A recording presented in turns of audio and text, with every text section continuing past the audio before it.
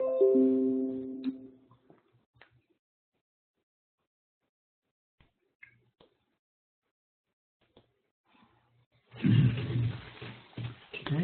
good morning.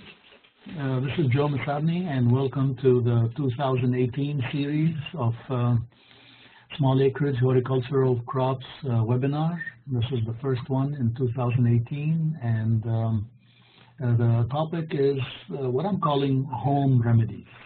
I guess it covers things you may find on YouTube or online, or you hear from friends.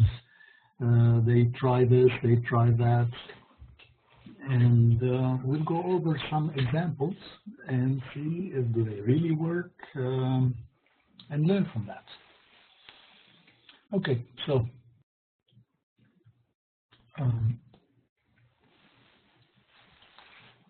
the bottom line from this lecture today is I encourage everyone, and I do the same, to go on YouTube or read what other people have talked on those group chats and talk to master gardeners or homeowners one-on-one and see what they like to do.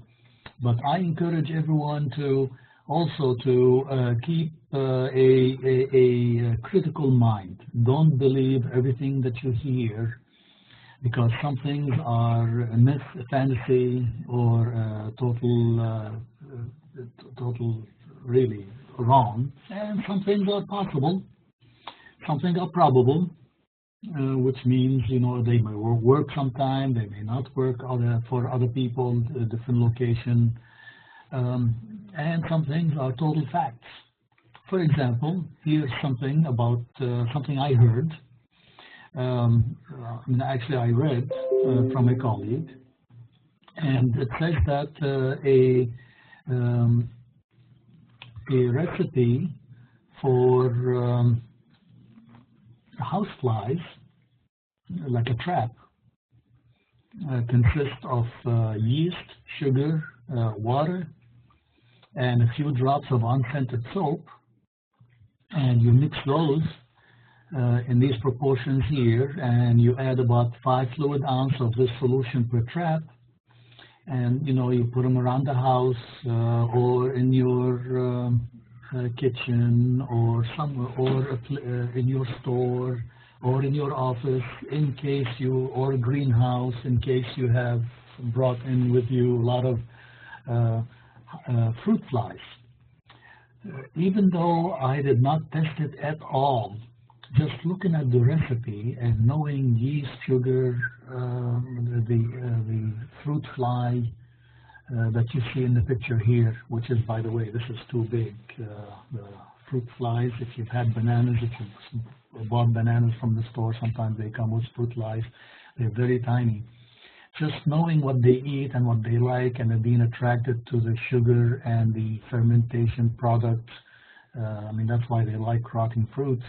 The yeast gives that same aroma, and a few drops of soap, which means when they land on that trap or in that water, they're not going to be able to fly away because they'll get stuck. That's what the soap is doing. Even just looking at the recipe, it seems very logical. It seems very possible, so I would say try it. I would say I want to try it to test it for myself to see if the proportions are good. But most importantly, I feel that it's one of those things that are probable, not a total fantasy. I hear a lot of people making their own compost tea and try this and try that. So I was talking to a good friend of mine in Midland, and he told me that he makes his own, he collects his rainwater in tanks, and he has a lot of compost, and he makes his own compost tea. So, okay, I have an open mind. Send me a sample of that solution that you're collecting, and let me test it. So it's again one of those things that are possible, that are probable, but let's see. Let me measure what you are praising highly as a great compost tea fertilizer before I can share that information with others as great fertilizer, or as so-so, or as it's a snake oil. So I'm going to share with you the pictures of how they were built. Basically, it's just concrete blocks to keep it elevated, and I'll show you why you want to keep it elevated, and then, wood or plastic cover or whatever, so that the water and the mulch and the water and the compost do not soak the wood. That's for that reason. And you can build the frame any way you like. This way they're using this chicken wire, if you want to call it, or and as an enclosure. And PVC pipe at the bottom with slits on the sides, and they're facing the one corner where they will drain. All the juices that are coming out of the compost, where you add water to it, it will drain out of this hole that you see here on the bottom right corner. Okay, so this PVC has holes drilled in them or slits cut in them so that the juices from the compost and the water soak in and come out of the hole. Okay, and again, you could use wood for the frame, you could use whatever. Here they use this cage and then cardboard to enclose and fill it with compost. Okay, what I'm not showing, and you see why is it elevated? I hope you can see here. Let me turn on the pointer.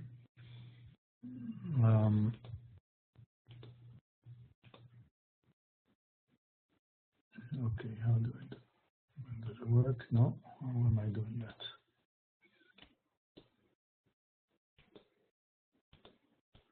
Okay, strange. To on. Oh, I don't know how to turn on the pointer anymore.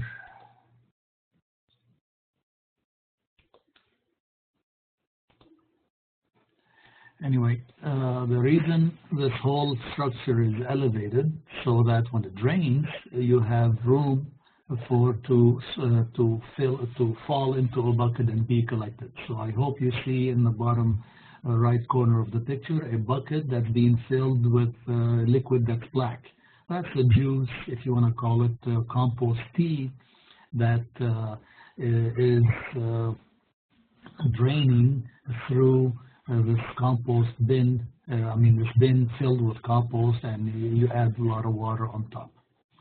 All right, so very easy structure, very easy. I asked them, send me a sample. I took a sample with me of that compost tea, and I tested it, and this is what I have. What you see in this slide is two columns. The column on the left is clear. That's the water that we used to pour into. So that's pure water, not pure water, that's just the water. And on the right side, that same water that went through the compost. Let's call it compost tea. Okay, EC is a measure of all the ions, the minerals that is in the water. It did not seem to have changed too much. 86 to 82, it's very low, so it's not salty, so that's good news. pH did not change much, 7.3 to 7.9, that's okay. So water pH of 8 is still acceptable to be used in irrigation gardens. But look at the nitrate, NO3. The water itself, rainwater, had 13 parts per million, and after it went through the compost pile, now it's 2,000 parts per million. That's wonderful. I also measured the potassium. Initially it was 3 minimal, 1,200 parts per million. Phosphorus 0.8, very low, 0.8 parts per million. Now it's 29. So almost from 1 to 30, a huge increase. So I'm a believer now. A very simple setup, compost that you have Simple setup, rainwater. If your well water or if your tap water is even decent, well, run it through this compost pile, and that black juice that you're collecting has plenty of nutrition. Why waste it? And I was kind of a believer. I just wanted real number to show, and I knew it was very possible and very probable because that's what happens in nature. Let's say in the tropical forests, you have all this accumulation of year after year of fallen leaves, so they rot, they decompose, and then it rains a lot. Well, that water passes through the rich humus or rich compost, and it feeds, and that nutrition feeds the tree roots again. So basically the tree is feeding itself from the juices coming out of the composting of its own composted or rotten leaves. So it's one of those things. Again, I encourage you to say, yeah, it sounds logical, it sounds probable, or it's a total fantasy. I was a believer to begin with. I just did that number. And I also advised them that, you see, the nitrate, 2,000 parts per million, I told them this is concentrated fertilizer. Do not use it as is. Cut it in half or cut it 10 times before you use it. You use the juice as is with nothing else. You may the plant may grow really wild because you're giving it a lot of nitrate, and it may not set any flowers because the ratio, the proportion of nitrate to phosphorus to potassium, especially nitrate to phosphorus, that's very high. So the plant is imbalanced. You're giving it too much nitrogen, not enough equal amount of phosphorus and potassium. It may grow vegetative and beautiful plant, but no fruits. If you're growing ornamental foliage plant, trees with a lot of leaves, that's no problem. Use it as is. Okay, so that's an example of something that was possible, probable. I just wanted real number to share with you all, and it worked. Here's another story I read that, I followed it, and it was in the newspaper, so it wasn't some personal opinion. Talking about the Daily Mail magazine, I assume, talking about aspirin, that scientists say fight disease and boost yield. I immediately thought, well, that sounds possible. Not because scientists did that, because I know how aspirin works. It's kind of like has a fungal property. That's among other things. It changes the pH of the, it can change the pH of the leaves, so it may work. And if it doesn't help, it's not going to hurt. Not because scientists did it. I'm not going to believe scientists blindly. You read the article, you see if the science was done properly.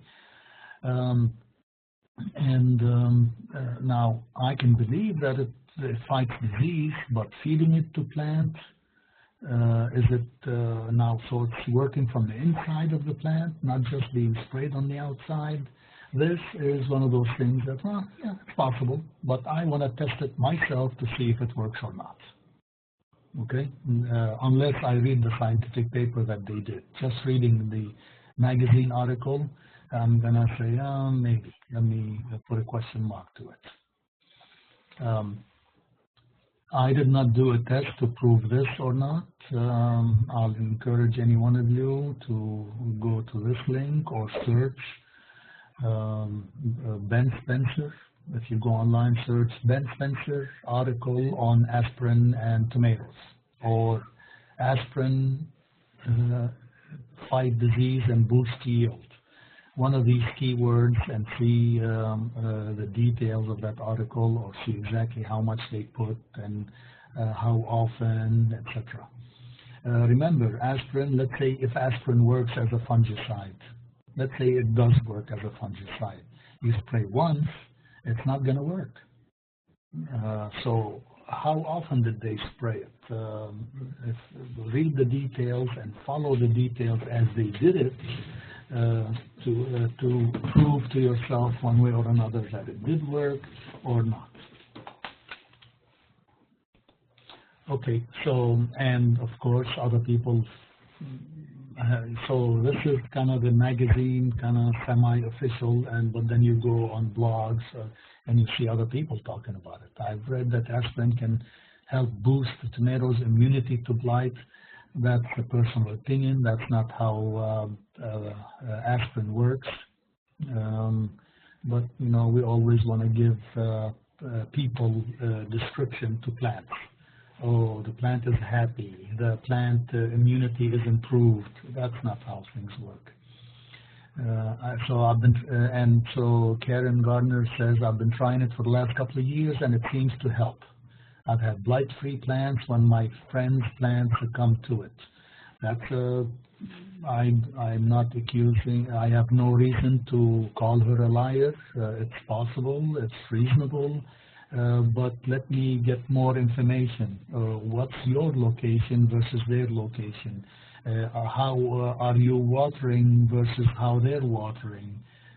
There's lots of factors that can go into plant getting a blight or not, that I'm not going to say, oh, no matter what you do, this is the only difference. You use aspirin and that's the miracle cure.